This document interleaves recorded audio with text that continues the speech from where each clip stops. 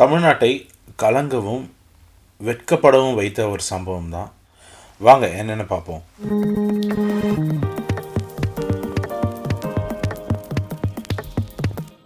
Hello passengers, welcome to Tony Express. இன்றைக்கி ஒரு எப்படி சொல்கிறதுன்னு தெரியல, ஒரு சுகமான ஒரு ஸ்டோரியை தான் சொல்ல போகிறேன். இது ஏன் நடந்துச்சு, இது நடந்திருக்கக்கூடாது, இது எப்படி சொல்கிறதுன்னு எனக்கு தெரியல. இது ரொம்ப ஒரு வெட்கப்படக்கூடிய ஒரு செய்தி தான். ஸோ ஓடுற ட்ரெயினில் ஒரு ப்ரெக்னென்ட் விமன் கஷ்டப்பட்டு போராடி கீழே விழுந்து அவங்களுக்கு ஒன்று நடந்திருக்கு. அது என்னன்றதை பார்ப்போம். ஸோ February 6 வேலூர் டிஸ்ட்ரிக்டில் காட்பாடி கிட்ட ஒரு 36 வயது பெண் ஒரு கர்ப்பிணி ட்ரெயின்லேருந்து விழுந்திருக்காங்க.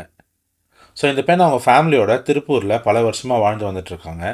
கோயம்புத்தூரில் ஒரு துணி கடையில் தான் வேலை செஞ்சுட்டு வந்துருந்துருக்காங்க.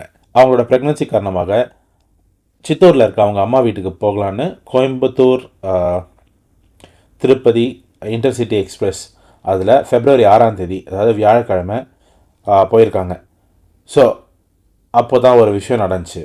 ஏம்நாத் ராஜ் அப்படின்றவர் சம்பவம் நடந்த அதே வேலூர் டிஸ்ட்ரிக்டில் ஜோலார்பேட்டையில் ட்ரெயின் ஏறியிருக்காரு. ஸோ அதுவும் லேடிஸ் கம்பார்ட்மெண்ட்டில். இந்த கொடூரனுக்கு 31 வயசு. கேவி குப்பம்ன்ற இடத்துக்கு பக்கத்தில் பூஞ்சோலை அப்படின்றது தான் இந்த பொறுக்கியோட ஊர். லேடிஸ் கம்பார்ட்மெண்ட்டில் இவங்க தனியாக இருந்ததை கவனிச்சிருக்கான் போல். உடனே அவன் ட்ரெயின் ஏறியிருக்கான் அந்த கம்பார்ட்மெண்ட்டில். மற்ற எல்லா லேடிஸும் இறங்கிட்டு இருக்காங்க. ஸோ இவங்க தனியாக இருக்கிறத பார்த்துட்டு இவன் ட்ரெயின் கிளம்ப போகிற நேரமாக பார்த்து ஏறியிருக்கானா என்னன்னு தெரியல. அவன் அந்த லேடிஸ் கம்பார்ட்மெண்ட்டில் ஏறிட்டான். ஸோ இந்த லேடி என்ன பண்ணியிருக்காங்கன்னா, அதாவது 36 வயசு இருக்க இந்த ப்ரெக்னென்ட் லேடி என்ன பண்ணியிருக்காங்க, இது லேடிஸ் கம்பார்ட்மெண்ட் இறங்குங்கன்னு சொல்லியிருக்காங்க. அவன் என்ன சொல்கிறான், ட்ரெயின் மூவ் ஆகிடுச்சு, நான் அடுத்த ஸ்டாப்பில் இறங்கிட்டேன்னு சொல்லி சமாளிச்சிட்டான். ஸோ அவங்களும் சரி பரவாயில்ல அப்படின்னு சொல்லிட்டாங்க. யாரும் இல்லை கூட, வேறு லேடிஸ் யாருமே இல்லை. ஸோ இருந்தாலும் அடுத்த ஸ்டாப் தானே அப்படின்னு சொல்லிட்டு இருந்திருக்காங்க. ஸோ அப்போ இவன் என்ன பண்ணியிருக்கான்னா, ரெஸ்ட் ரூமில் போயிட்டு ட்ரெஸ் எல்லாம் காட்டிட்டு வெளியில் வந்திருக்கான். வெளியில் வந்துட்டு இவங்ககிட்ட தப்பாக நடந்திருக்க முயற்சி பண்ணியிருக்கான். இதை பார்த்து ஷாக் ஆன அவங்க ரொம்ப போராடி இருக்காங்க. ஸோ ஃபஸ்ட்டு அவங்க என்ன சொல்கிறாங்கன்னா, அவங்க ப்ரெக்னெண்ட்டாக இருக்கிறதாகவும் அவங்க இந்த பையனுக்கு அக்கா மாதிரி நினச்சிக்கோயேன்னு சொல்லிட்டு பேச ட்ரை பண்ணியிருக்காங்க. அவன் கேட்கல. இவங்க உடனே ட்ரெயினோட அந்த செயின் இருக்கும் தெரியுமா, நம்மலாம் சின்ன வயசில் நிறைய தடவை அதை புல் பண்ணுறதுக்கு நம்ம யோசிச்சிருப்போம். அதை இழுக்க ட்ரை பண்ணும்போது அவங்க இழுத்து கீழே போட்டு தாக்கியிருக்கான். அவங்க உடனே ரெஸ்ட் ரூமில் போயிட்டு அந்த பாத்ரூமில் போயிட்டு லாக் பண்ணிக்கலான்னு போகும்போது அவங்கள தரன்னு இழுத்துன்னு போயிட்டு அந்த ட்ரெயினோட அந்த டோர் இருக்கும்ல, வாசல், வெளியில் இறங்குறதுக்கும் ஏறுறதுக்கும் அந்த இடத்துல இழுத்து போட்டு அவங்கள அடிச்சிருக்கான். அந்த டைமில் அவங்களோட கையையும் உடச்சிருக்கான். ஸோ அவங்களும் அந்த வலியை பொறுத்துக்கிட்டு அதை பிடிச்சிக்கிட்டு தொங்கிக்கிட்டு இருந்திருக்காங்க. அவங்கள எட்டி உதச்சி அவங்கள கீழே தள்ளி விட்டுருக்கான். அவங்க ஓடுற ட்ரெயின்லேருந்து கீழே விழுந்து மயங்கிட்டுருக்காங்க. ஸோ அவங்கள அவங்கக்கிட்ட கேட்கும் போது அவங்க என்ன சொல்லியிருக்காங்கன்னா, அவங்களுக்கு அந்த கீழே விழுந்ததுக்கப்புறம் எதுவுமே ஞாபகம் இல்லை. அவங்க ஹாஸ்பிட்டல் ஆம்புலன்ஸில் போனதும் ஹாஸ்பிட்டல் அட்மிட் ஆனதும் ஞாபகம் இருக்குன்னாங்க. அதுக்கப்புறம் அவங்களுக்கு என்ன நடந்துச்சு அதெல்லாம் நான் அப்புறமா சொல்கிறேன். இதில் என்ன கொடுமைனா, இது நடந்தது காலையில் 11:30 மணி, பட்டப்பகலில் நடந்திருக்குன்னு நம்ம சொல்லுவோம் தெரியுமா, அந்த 11:30 மணிக்கு தான் இதுவும் நடந்திருக்கு இந்த சம்பவம். ஸோ எனிவே இவங்களை ரயில்வே பணியாளர்கள் இருக்காங்களா, ரயில்வேல வேலை செய்கிறவங்கலாம், அந்த ட்ராக்கு க்ளீன் பண்ணுறவங்க, ட்ராக் போடுறவங்க, ஸோ இவங்க அவங்கள பார்த்து காப்பாற்றி கொண்டு போய் கவர்மெண்ட் ஹாஸ்பிட்டலில் சேர்த்துருக்காங்க. அது மட்டும் இல்லாமல் கையோட ரயில்வே கண்ட்ரோலுக்கும் ஃபோன் பண்ணி அவங்களுக்கும் இன்ஃபார்ம் பண்ணியிருக்காங்க. ஹாஸ்பிட்டலில் டாக்டர்ஸ் இவங்களுக்கு இவங்க ஸ்டேபிள் ஆகிட்டாங்க, 3-4 நாளில் சரியாயிடுவாங்க அப்படின்னு சொல்லியிருக்காங்க. ஆனால் அவங்களுக்கு இன்னும் நிறைய நடந்துச்சு. அது என்னன்றதை அப்புறமா சொல்கிறேன், ஏற்கனவே சொன்ன மாதிரி. ஸோ நான் யூஸ்வலாக இவருன்னுவேன், இந்த பொறுக்கிக்கு அந்த நாயின்னு சொல்கிறது கூட என்னால் முடியல. நாய் நன்றி உள்ளது, நாய்க்கிட்டையாவது இறக்கம் இருக்கும்.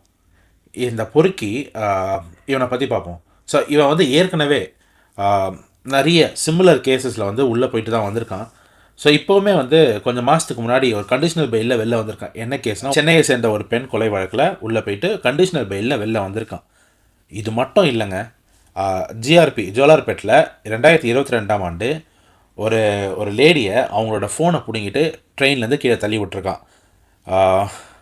அது மட்டும் இல்லாமல் 2 தடவை அவன் மேலே குண்டாசும் பாஞ்சிருக்கு. இப்படி இவ்வளோ வாட்டி அவன் ஜெயிலுக்கு போயிட்டு இவன் மேலே இவ்வளோ கேஸஸ் இருந்தும் அவனை வெளியில் விட்டு இப்போது இந்த லேடிக்கு இப்படி ஆயிருக்கு. ஸோ இவங்க இப்போ விசாரணை பண்ணிக்கிட்டு வந்துட்டுருக்காங்க. இதுக்கிடையில் என்னென்னு பார்த்தீங்கன்னா, இவர் பாத்ரூமில் வழிக்க வந்து அவரோட காலில் அடிபட்டிருக்கு. யூஸ்வலாக நிறைய பேருக்கு, நிறைய அக்யூஸ்டுக்கு இந்த மாதிரி நடக்கிற சம்பவம் நம்ம பார்த்துருக்கோம். அது என்னன்றது எல்லாருக்கும் தெரியும், அது நம்ம சொல்ல மாட்டோம். ஆனால் என்னை கேட்டிங்கன்னா இவர் வந்து பாத்ரூம்லேருந்து வழிக்கு விழுந்ததுக்கு பதிலாக ஒரு மலை உச்சிலேருந்து வழிக்கு விழுந்திருக்கலாம், இல்லை ஒரு பெரிய ஹைட்டான இடத்துல இவருன்னு நான் சொல்ல சாரி இந்த பொறுக்கி இந்த நாய் நன்றி உள்ளது திருப்பியும் சொல்கிறேன், இந்த பொறுக்கி வேற எங்கேயாவது ஒரு ஹைட்டான இடத்துலேருந்து வழிக்கு விழுந்து கால் மட்டும் உடஞ்சி இதெல்லாம் உடம்புல இருக்க 206 எலும்போ உடஞ்சிருக்கணுன்ற நான். ஸோ அந்த வழியில் இவர் எனக்கு எவ்வளோ கோவம் வருது எனக்கு. ஸோ எனிவே அந்த லேடி என்ன சொன்னாங்கன்றதை பார்ப்போம். 36 வயசு இருக்கிறவங்க ஒரு 30 நிமிஷமாக போராடி இருக்காங்க இவங்கிட்ட தப்பிக்க. இது வேறு எந்த பொண்ணுக்கும் நடக்கக்கூடாதுனோ அண்ட் இந்த சைக்கு தண்டனை வாங்கி கொடுக்கணும்னு கேட்டிருக்காங்க. ஸோ எனிவே இதை தவிர்க்க என்ன தான் வழி அப்படின்னு பார்த்தீங்கன்னா, ரீசெண்ட் டேஸில் இந்த மாதிரி நிறைய கேசஸ் வருது. இப்போ கொஞ்ச நாளாக எங்கே பார்த்தாலும் இதுதான் நடக்குது. இதுக்கு என்னதான் தீர்வு அப்படின்னு பார்த்தீங்கன்னா, இதுக்கு வந்து ஒரு பெர்மனன்ட் சொல்யூஷன் அது என்னன்றதை நான் சொல்கிறேன். அதுக்கு முன்னாடி லேடிஸ் கொஞ்சம் ஜாக்கிரதையாக என்ன பண்ணணும்னா, பெப்பர் ஸ்ப்ரே, இதெல்லாம் எல்லாருமே சொல்கிற மாதிரி தான். பெப்பர் ஸ்ப்ரே, தற்காப்பு கலைகள், ஏதாவது கூர்மையான பொருட்கள் ஏதாவது பேக்கில் வச்சுருந்து அவங்களோட தற்காப்புக்கு யூஸ் பண்ணிக்கலாம். அப்புறம் செல்ஃபோனில், இப்போ என்னோடய ஃபோனில் பார்த்தீங்கன்னா நான் 3 கிளிக் பண்ணேன்னா அந்த சைட் பட்டனை எமர்ஜென்சி கான்டாக்ட் போயிடும். ஓகேவா? இப்போது அந்த 911ன்னு சொல்லுவாங்க ஃபாரின்லலாம். நம்ம ஊரில் வந்து அது மாதிரி ஒரு நம்பர் இருக்குது. ஓகேவா? அந்த 3 நம்பர் போனால் எமர்ஜென்சி கால் போயிடும் அந்த கண்ட்ரோல் ரூமுக்கு. ஸோ அந்த மாதிரி ஏதாவது ஒரு குவிக் செட்டிங்ஸ் ஏதாவது வச்சுக்கோங்க எமர்ஜென்சிக்கு. உங்களோட ஃபோனில் ஏதாவது ஒரு பட்டனை கிளிக் பண்ணோன்னே கால் போகிற மாதிரியோ, உங்கள் வாட்ச்லாம் இப்போ ஸ்மார்ட் வாட்ச்லாம் இருக்குல்ல, அதில் கூட நீங்கள் SOS வச்சுக்கலாம். இந்த மாதிரி நிறைய ஆப்ஷன்ஸ் இருக்குது. இதெல்லாமே வந்து பெர்மனன்ட் சொல்யூஷன் கிடையாது. இதுக்கு நம்ம எவ்வளோ நாள் தான் நம்மளும் அடங்கி ஒதுங்கி இல்லை தற்காத்து கொண்டு போயின்னு இருப்போம். இதுக்கு ஒரு முற்றுப்புள்ளி வேணும்னா சட்டம் வந்து கடுமையாக வேண்டும். சட்ட ஒழுங்கு வேணும். சட்டத்தில் இருக்க ஓட்டனால தான் இவன் 3-4 வாட்டி எஸ்கேப் ஆகியிருக்கான். பெயிலுன்ற ஒரு விஷயத்தில் அவன் வெளில வந்து இன்னும் மேலும் மேலும் தவறுகள் செய்து கொண்டு இருக்கிறான். ஸோ இதுக்கு என்னென்னா, இதை நான் பெயிலபிள் அஃபென்ஸில் இந்த சட்டத்தை கொண்டு வரணும். அதாவது ஜாமீன் வழங்கக்கூடாது. ஆல்சோ பயங்கர கொடுமையான ஒரு தண்டனை. இப்போது கல்ஃப் கண்ட்ரீஸ்லலாம் பார்த்தீங்கன்னா மக்கள் நடுவில் வச்சு தலையை துண்டிப்பாங்க, இல்லை சுட்டுக்கொள்வாங்க. இந்த மாதிரி நிறைய பனிஷ்மெண்ட் இருக்குது. நம்ம அந்த லெவலுக்கு போகலன்னா கூட அட்லீஸ்ட் இம்மீடியட்டான ஆக்ஷன்ஸ் வேணும். அண்ட் இஃப் ப்ரூவன், அதாவது ஏன்னா தப்பான சில கேஸுகளும் நடக்கிறத நம்ம பார்த்துருக்கோம். தப்பான ஆளுங்களுக்கு சும்மானா போடுறதையும் நம்ம பார்த்துருக்கோம். அது இல்லைங்க, உண்மையாலேயே அவன் குற்றவாளி ஆனால் மரண தண்டனை கொடுக்க வேண்டும். சட்டம் கண்டிப்பாக ஸ்ட்ரிக்டானால் தான் இது குறையும். சுத்தமாக ஒழியும்னு சொல்ல முடியாது, ஆனால் குறையிறதுக்கு வாய்ப்பு இருக்குது. இது இல்லாமல் தற்காப்பு கலைகளும் வேணும். நல்லா பாதுகாத்துக்கிறதுக்கு நம்மக்கிட்ட சில பொருட்கள் இருந்தாலும் நல்லது தான். எனிவே சட்டம் தான் சிவியராக இருக்கணும். அதுதான் அல்டிமேட் ஒரு பெர்மனன்ட் சொல்யூஷனாக இருக்கும்னு நான் நினைக்கிறேன். எனிவே ஸோ இவங்களுக்கு என்ன ஆச்சுன்னு பார்ப்போம். நம்ம வந்து அவங்களுக்கு கை உடஞ்சதை ஆல்ரெடி நம்ம பேசிட்டோம் இல்லையா? ட்ரெயின்லேயே அவங்களுக்கு கை உடஞ்சிச்சு, அதுலேருந்து கீழே விழுந்திருக்காங்க. அவன் நிறைய இடத்துல உதச்சிருக்கான், தாக்கியிருக்கான் இல்லையா? ப்ரெக்னென்ட்னு கூட பார்க்காம அந்த கொடூரன் அவங்க கீழே விழுந்ததுனால அவங்களுக்கு தலையில், காலில், இடுப்புலலாம் அடிபட்டிருக்கு. டாக்டர்ஸும் வந்து சரியாயிடுவாங்கன்னு சொன்னாங்க ஒரு 3-4 நாளில். இந்த சம்பவம் நடந்தது 6ஆம் தேதி 11:30. அவங்கள ஹாஸ்பிட்டலில் அட்மிட் பண்ணது 2 மணிக்கு. இவங்க வந்து இந்த ட்ராமாலேருந்து இமீடியட்டாக ரிலீவ் பண்ணுறதுக்கு அந்த ஹாஸ்பிட்டலில், கவர்மெண்ட் ஹாஸ்பிட்டலில் அவங்கள ஸ்டேபிள் மட்டும் பண்ணியிருக்காங்க. ஸ்டேபிளாக என்னென்னா, நம்மளோட பல்ஸ், நம்மளோட ரத்த ஓட்டம், பிபி எல்லாமே வந்து கரெக்டாக இருக்கா, நம்மளை வந்து நம்ம அன்கான்ஷியஸாக இருந்தாலும் இம்மீடியட் கேர் எல்லாமே கூட ஃபர்ஸ்ட் எய்ட் கொடுக்குறது தான் நான் சொல்கிறேன். ட்ராமா அந்த டிபார்ட்மெண்ட். ஸோ அது வரலாம் பார்த்துட்டாங்க. ஆனால் அதுக்கப்புறம் இவங்களுக்கு என்ன நடந்துச்சுன்னா, February 8ஆம் தேதி கவர்மெண்ட் ஹாஸ்பிட்டலில் சேர்த்தாங்க இல்லையா? அவங்களுக்கு கை, கால், இடுப்பு, தலை இங்கெல்லாம் அடிபட்டிருக்குன்னு சொல்லியிருந்தேன். இதை விட ஒரு பெரிய விஷயம் நடந்திருக்கு. அந்த 4 மாத குழந்தை இந்த பூமியை பார்க்குறதுக்கு முன்னாடியே இன்னைக்கு, அதாவது February 8ஆம் தேதி கடைசி மூச்சை விட்டுருக்கு. அதாவது மூச்சு விடலை, அம்மா வயிற்றில் தானே இருக்காங்க, கடைசி இதயம் துடிச்சிருக்கு. என்னையோட அந்த குழந்தையோட இதய துடிப்பு நின்று இருக்குது February 8ஆம் தேதி.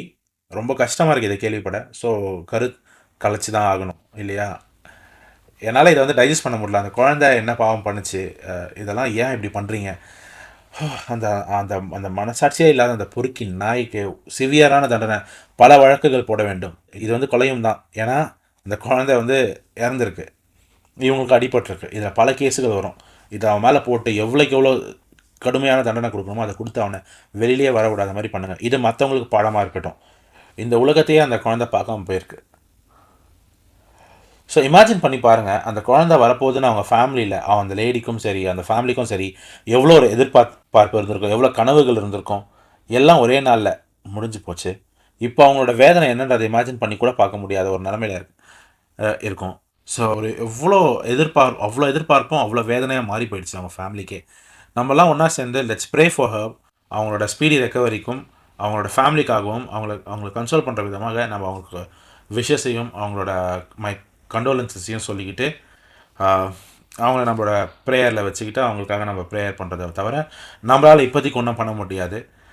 மேபி நம்ம சட்டம் மாறிச்சுன்னா அவங்களுக்கு நியாயம் நீதி கிடைக்கும். எனிவே கைஸ், இதோட இந்த வீடியோவை முடிச்சுக்கிறேன். லைக் பண்ணுங்கள், ஷேர் பண்ணுங்கள். இந்த லைக் பண்ணுங்கள், ஷேர் பண்ணுங்கன்றது கூட என்னால் இது சொல்ல முடியல. இது ஏன்னா இது ஒரு நல்ல விஷயமா இருந்தால் நம்ம லைக் பண்ண சொல்லுவோம். எனிவே இந்த வீடியோவை ஷேர் பண்ணுங்கள். இந்த நியூஸை வந்து எல்லாருக்கும் பகிர்ந்துக்கிட்டு அவங்களும் தெரிஞ்சுக்கிட்டோம் என்ன நடக்குதுன்றது. இதே மாதிரி நிறைய நியூஸ் வரும்போது நான் சொல்கிறேன். அதுக்கும் சப்ஸ்கிரைப் பண்ணுங்கள். வேறு எனக்கு சொல்கிறதுக்கு இல்லை, ரொம்ப கஷ்டமாக இருக்குது. Thank you so much for watching this video. See you next time.